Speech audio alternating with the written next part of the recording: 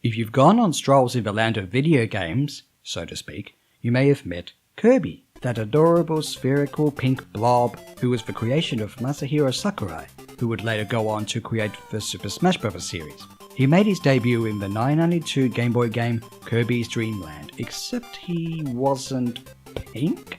Here he's stopping King DDD. And why is that? Because that evil king has stolen the food and sparkling/twinkle stars of Dreamland. Well, Kirby had to start somewhere, but is this monochrome 2D platformer a good start or a bad start to the Kirby franchise?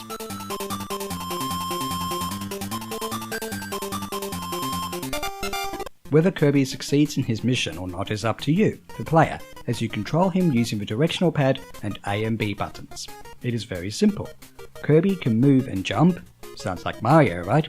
Well, Kirby stands out with his ability to float or fly with the up button, and especially his ability to inhale enemies and objects to either swallow them or spit them out as a projectile. Spitting them out is generally the main method of dealing with enemies and bosses. The simple controls make this game a great game for beginners, especially combined with the floating that makes it hard for Kirby to fall to his death. The structure and progression of the game is simple too. There are 5 levels, or worlds, which consist of a series of rooms and doors. You go through them in a generally linear fashion, avoiding or getting rid of enemies, and defeat the boss at the end. You can go out of your way a little to find items, whether they be extra lives or health items or food. You will find items that give Kirby the ability to breathe fire or rapidly fire air puffs without floating, though they are generally essential for completion. And speaking of completion, well, Kirby's Dream Land is a short and easy game, which does vaguely make sense since it's a handheld game. This is essentially a game for beginners. It could be someone's first 2D platformer, or their first game for that matter. Enemies are very easy to avoid or get rid of, with bosses generally having predictable attack patterns and weaknesses. If you die, you go back to the door of the room which Kirby last left through. If you lose all lives and get a game over, you can just start from the beginning of the level and try to get back to that room where Kirby died. The levels don't take that long to overcome, and for the most part, the game takes anywhere between 30 to 60 minutes to complete. There's also no save function, and your score is deleted when you turn off the game, though the score doesn't really do much even for replay value.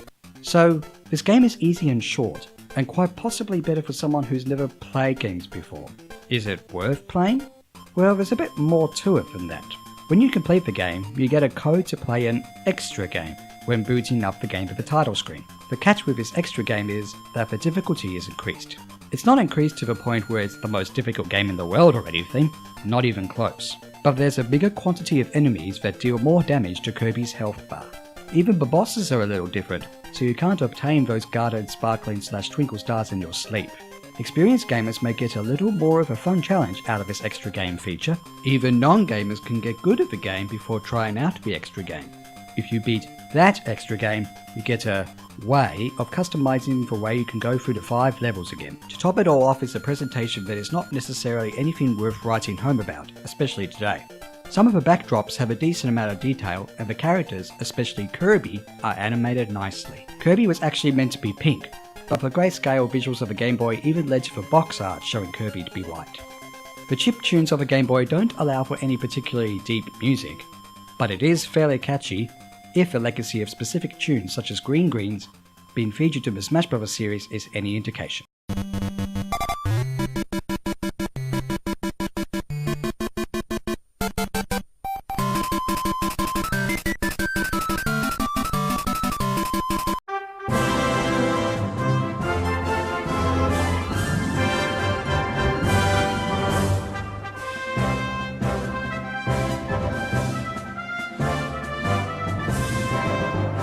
Also, it has to be noted that the game does slow down when there are too many objects or characters on screen, but it doesn't ruin the 2D platforming too much. Is Kirby's Dream Land really worth playing even today? Well, it's up to you, keeping in mind the length and challenge of the game.